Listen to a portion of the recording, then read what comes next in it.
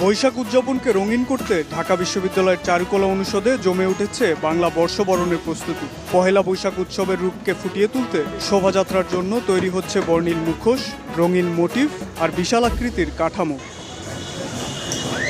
শিক্ষার্থীরাই বানাচ্ছেন রাজা রানীর বিশাল মুখোশ, পেঁচা, জাতীয় পশু বাঘ, ইলিশ মাছ, পাখি ও ফুলের রঙিন আবয়ব।